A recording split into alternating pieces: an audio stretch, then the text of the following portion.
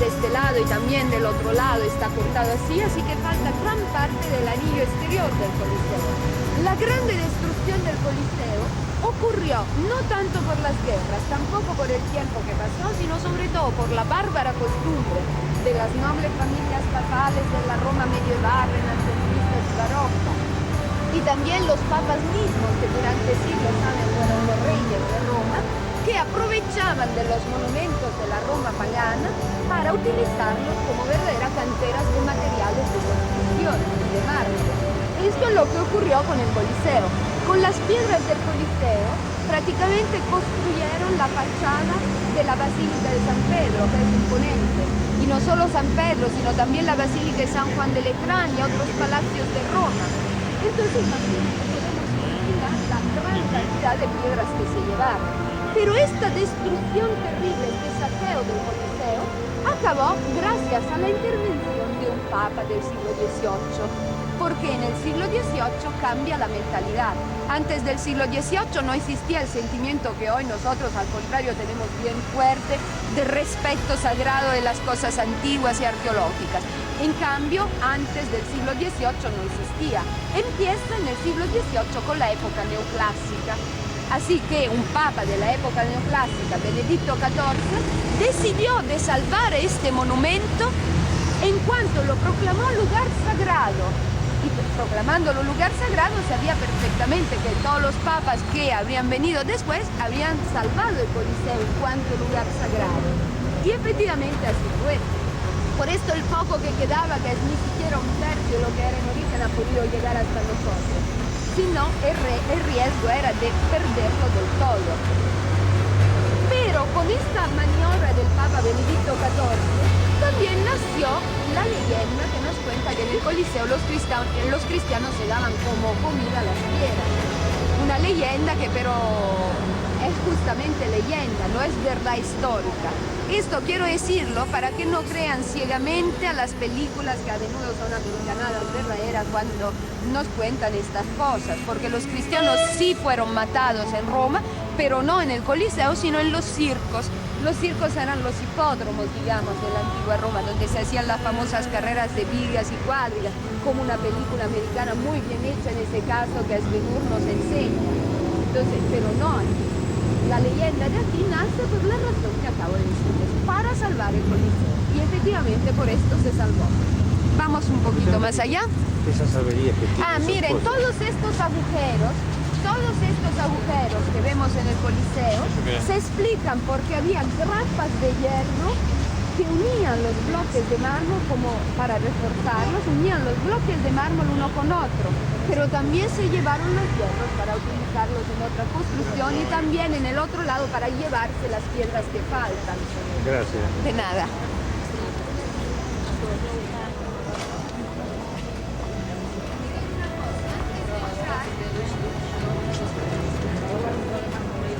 Recordarles otra vez que este es el arco de Constantino del IV siglo, dedicado a Constantino porque triunfó sobre Magencio, último emperador pagano.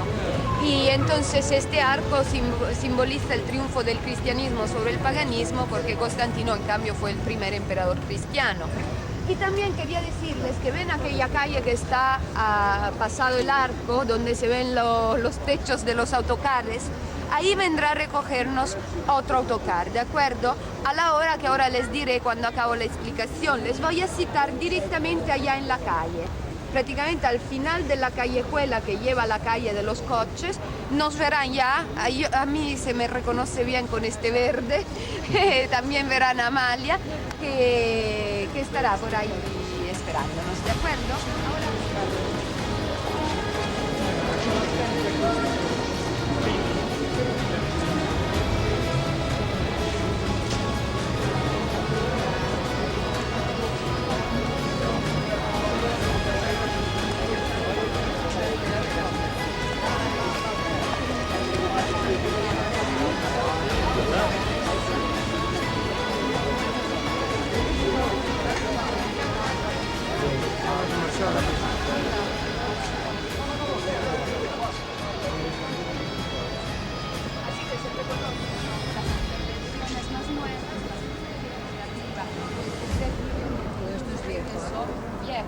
también los agujeros siempre son partes originales.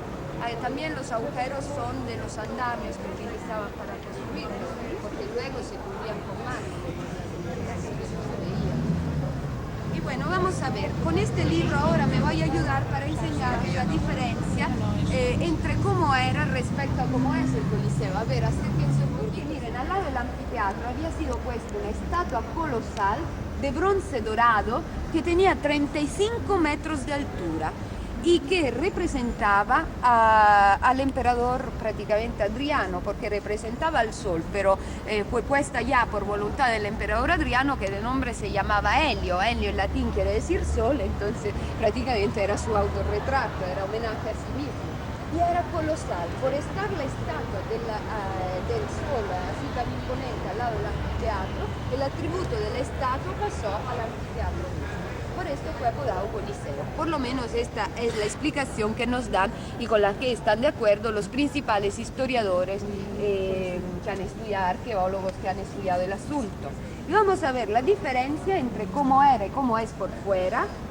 Entonces hemos visto la única parte original exterior del Coliseo que todavía queda y que ha llegado hasta nosotros, nada que ver respecto a cómo era, o por lo menos gran parte del anillo exterior ha desaparecido. Pero algo ha quedado, cosa que no podemos decir del Coliseo por dentro, porque ahora dentro se ve así, piedras y nada más que piedras. Nada que ver respecto a cómo era, puesto que se perdieron todas las gradas donde sentaban los espectadores, ya gradas todas de piedras, de mármol. Entonces miren qué diferencia. 50.000 espectadores podían caber sentados en el Coliseo, sentando los ricos más abajo y subiendo poco a poco los más pobres, y otros 20.000 también de pie arriba en la parte superior bajo un pórtico, así que la capacidad total del Coliseo era para 70.000 personas. La parte central se llamaba la arena y era un tablado de madera donde se hacían los espectáculos. Hemos dicho que eran luchas, siempre violentas, siempre sangrientas. Y ahora en el centro del Coliseo la arena no se ve porque siendo de madera se quemó en los muchísimos incendios que ocurrieron en Roma. Esto no sería tan terrible. La cosa más grave es que desaparecieron los mármoles.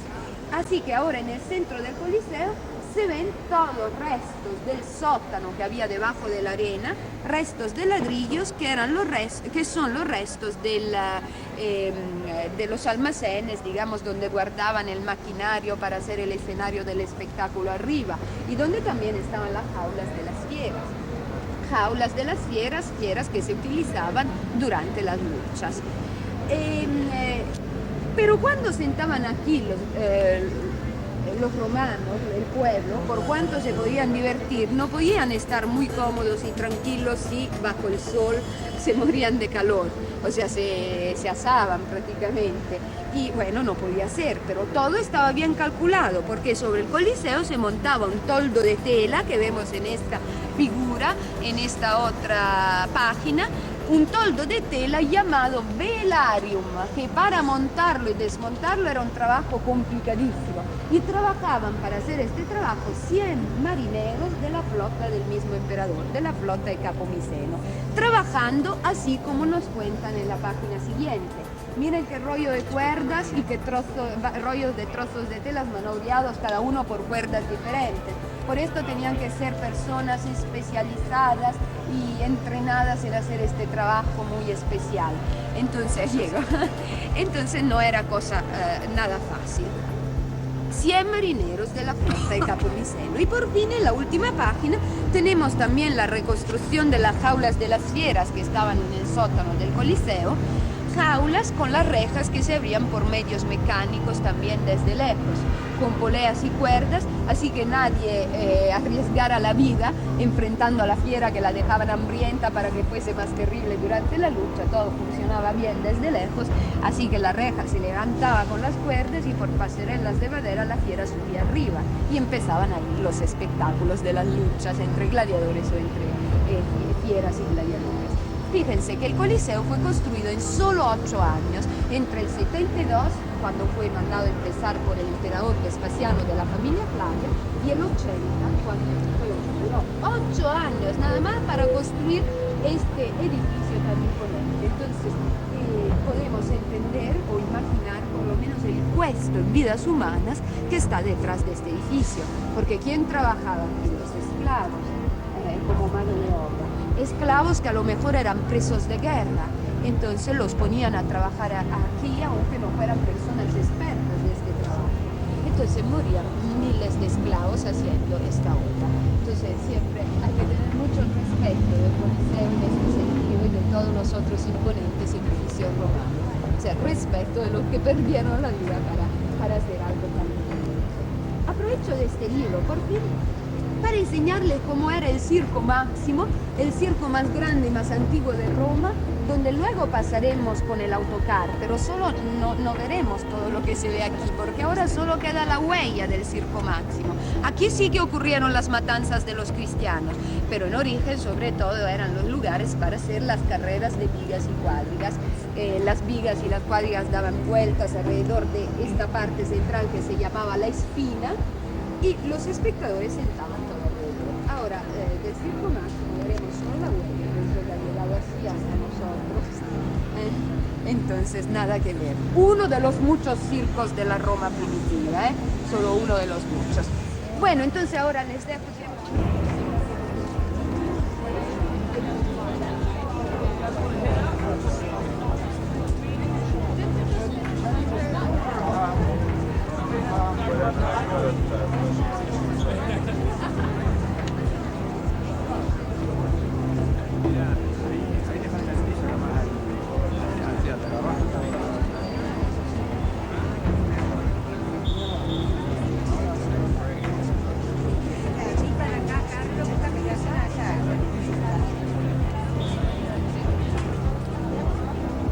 Esto sumado a todo lo que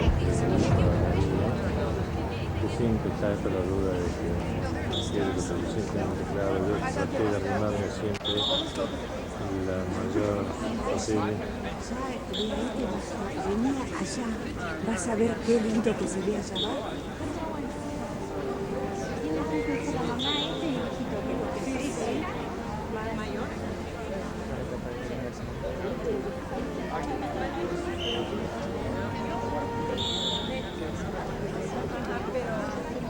Estos son los sótanos, lo que le falta acá, según la explicación, es el piso únicamente. Estos son los sótanos donde mantenían cerrada la fiera, de manera que tuviesen suficiente hambre como para que fueran más agresivas.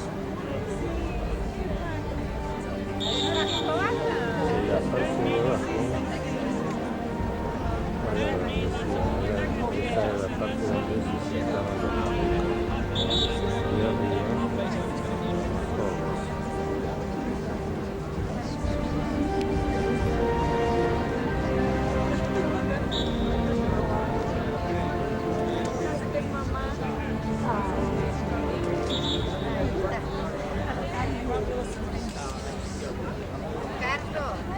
Llegaron los gatitos, ¿ves? ¿Cómo están los gatitos? pedido especial de Camisa. Ven, Messi. Ven, Messi. Yo quiero ir a Madrid. Miau.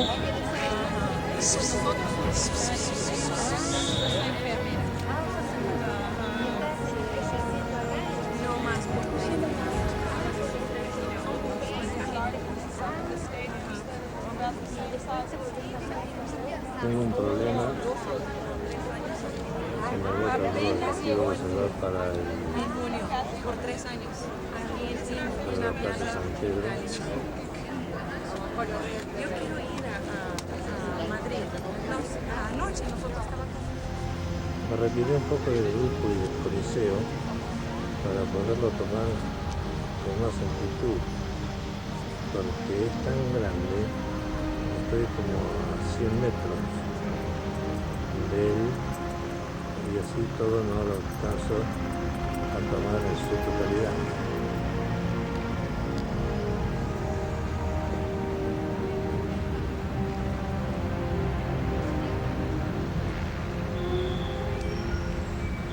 Siguen los asombros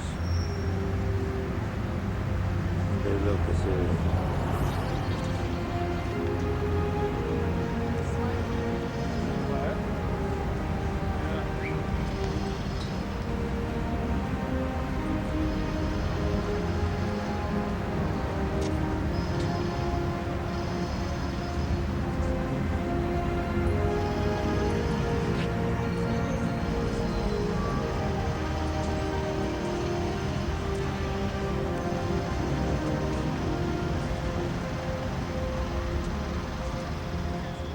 y ahora subimos sobre la colina del Aventino, así que desde aquí vamos a ver aquí solo quedan restos de ladrillos, pero antes en origen los ladrillos no se veían, así que por esta razón siempre se ven agujeros sobre las ruinas arqueológicas.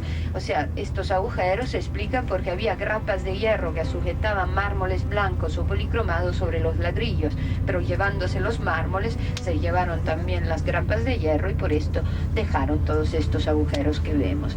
Las ruinas de la Domus Augustana, del Palacio de los Emperadores, mientras estamos subiendo sobre la colina del Aventino, otra de las 7 colinas de Roma. Sí, prácticamente hemos dado la vuelta alrededor de la parte arqueológica más importante de Roma. A la izquierda tenemos la estatua de Giuseppe Mazzini, patriota que se considera uno de los artífices de la unificación de Italia. Y mientras también a la izquierda, aquí un poquito más adelante, el Jardín de las Rosas. No es el momento mejor para ver este jardín, pero en todo caso algo queda también en esta temporada de rosas. Hay como 5.000 y pico tipos de rosas diferentes cultivados en este jardín. Es un verdadero museo. El Jardín de las Rosas, propiedad del ayuntamiento.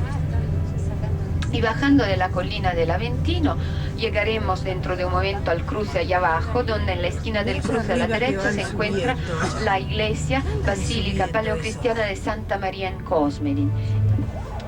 Y continuamos ahora nuestro camino dirigiéndonos hacia el Vaticano otra vez. Para llegar al Vaticano vamos recorriendo la avenida del Río, avenida que bordea el río Tíber, y la recorremos hasta sobre el primitivo hospital que había sido el templo del dios Esculapio. A mano derecha tenemos el Castel Sant'Angelo, Castillo del Santo Ángel, monumento muy importante, primitivo mausoleo de Adriano, transformado en fortaleza en la época medieval.